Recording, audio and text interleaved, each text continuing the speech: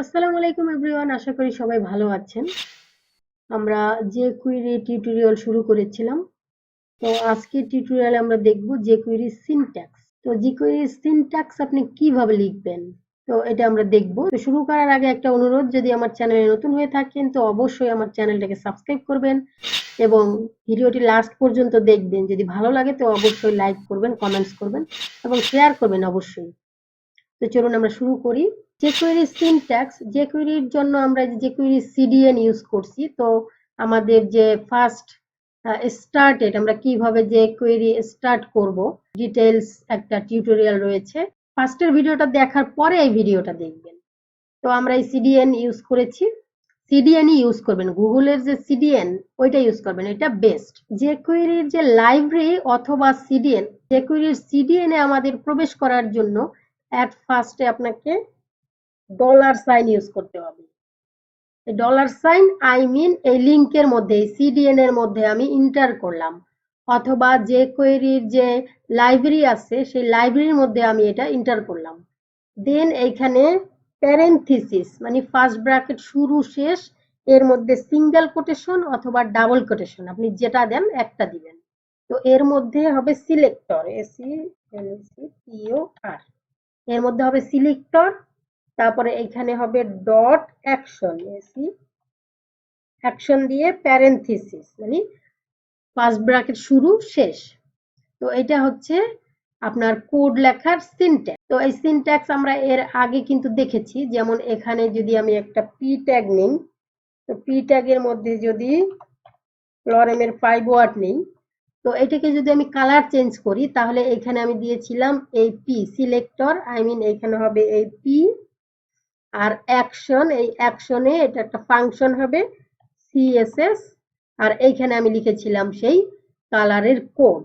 কোডটা লেখার জন্য সিঙ্গেল কোটেশন অথবা ডাবল কোটেশন যে কোনো একটা ইউজ করবেন। এখানে দিব কালার, কমা দিয়ে আবার কোটেশন, সিঙ্গেল কোটেশন, এখানে হবে কালারের নাম রেড।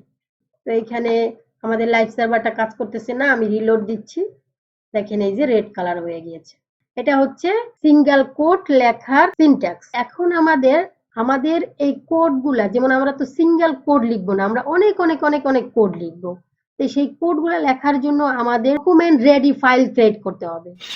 তো এর জন্য আমি এইখানে যেমন এটাকে কাট করে রাখি, এইখানে প্রথমে $সাইন হবে, তারপরে সেম প্যারেনথিসিস, এর মধ্যে হবে ডকুমেন্ট,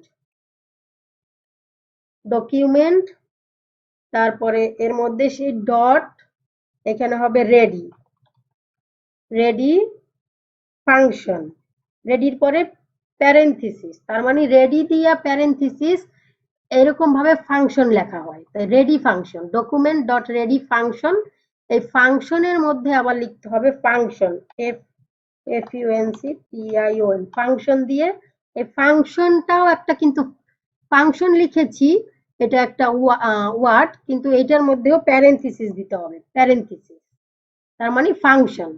এরপরে এটার থার্ড ব্র্যাকেট দিতে হবে, ওপেন অ্যান্ড ক্লোজিং। এটাই হচ্ছে এটার সিনট্যাক্স। তো এইখানে যদি আমি কোড লিখতে যাই, থার্ড ব্র্যাকেটকে নিচে নামিয়ে এখানে আমি কোড লিখবো, যেটা আমি কাট করে রেখেছিলাম, এই কন্ট্রোল দিয়ে ভি দিয়ে পেস্ট করলাম। এখানে এরকম ভাবে এই কোড লিখতে হবে। এখানে আপনি অনেক কোড লিখতে পারবেন, ঠিক আছে, একই কাজ। তো আশা করি বুঝতে পারছেন যে কিভাবে এই সিনট্যাক্সটা আপনি লিখবেন। এটা সব সময় অলওয়েজ কাজে লাগবে, ডকুমেন্ট ডট রেডি ফাংশন। এইটা আপনার ডকুমেন্ট রেডি ফাংশন করে তারপরে এর ভেতরে আপনাকে এই কোড লিখতে হবে। তো আশা করি বুঝতে পারছেন, কোনো প্রবলেম হবে না। বারবার একটু প্র্যাকটিস করলেই এটা আপনার মুখস্থ হয়ে যাবে। বুঝতে প্রবলেম হয় তো অবশ্যই কমেন্টস করে জানাবেন। ভালো থাকবেন, দেখা হচ্ছে পরবর্তী ভিডিওতে। আল্লাহ।